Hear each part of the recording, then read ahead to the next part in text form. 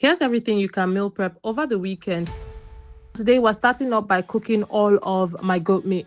So I get my meat out, wash it thoroughly, and then I season with all the seasoning on the screen. And once that's cooked, I get on with cooking all of my soups.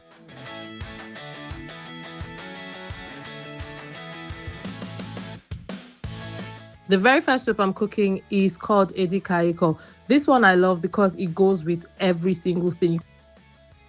So once my water leaf has cooked off all of the water, I go in with my meat, I season it, and after some time I go in with my pumpkin leaf, and my Edikaikong soup or vegetable soup is literally ready. The next soup we'll be making is called Ogbono Soup. I start off by melting my blended ogbono in some warm oil. I put some of my meat, some water, and then my stock fish, dry fish, and some seasoning in a pot. So with each of these soups, I get like plastic containers and I split them into little portions. This day, I had so much to do that I did not want to worry about checking on my soup to see if it was burning or not. So I decided to use my crock pot to make my stew. So in goes my palm oil, my vegetable oil, some onions, garlic, and ginger, before going with my pepper mix. And then I seasoned it and just put some thyme and just put the lid on for everything to just slowly simmer.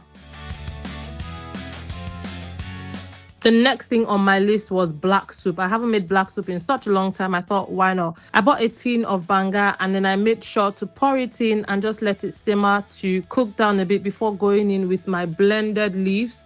So I blended water leaf, ugu, and some saint leaf together. Once I put that in, I don't stir them together because apparently it makes the soup bitter. And then after some time, once they naturally integrate with each other, I go in with my seasoning, my crayfish, some salt, my meat stock, and I just let all of that cook before going in with my meats. Once that is ready, I tip them into different little containers and I store in my freezer until the day I am ready to eat it. Next up is my Egusi Soup. Once I have my pepper mix blended, all I need to do is go in with my locust beans, some crayfish, stockfish, dry fish, and then I'll let that simmer for a little bit before going in with my cooked ogbono.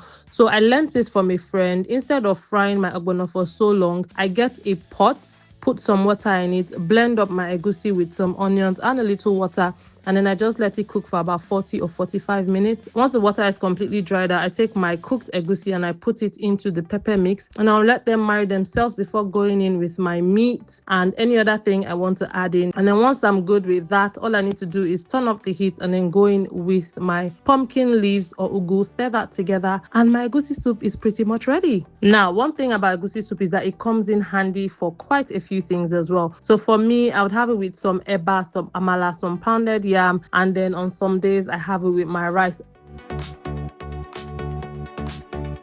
Next up on the list is my Efo Riro. So I go in with my palm oil, pepper mix, locust beans, some seasoning, and then I let that fry up for a bit before going in with my stockfish, dry fish, some meat, and then let that simmer for a little bit before going in with some meat stock, and then finally going in with my blanched Efo tete leaves. Once I put all of those in, I need to stir rigorously because this is the part I do not like the most. It's a bit of an arm workout, so be ready for that.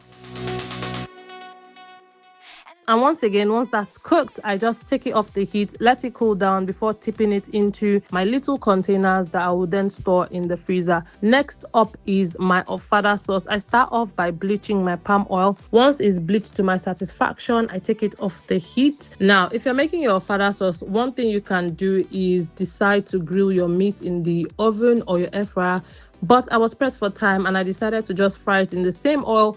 Once that was completely fried, I took it off the heat and then I went in with my onions, my blended green pepper, and I just let those fry up for a bit and seasoned it, went in with my stock, and then once the oil starts to float to the top, I just added my meat, tasted for seasoning, and my Ofada soup was literally ready. Once all of your soups have cooled down, label them appropriately and store them in your freezer, and then you just use as you like.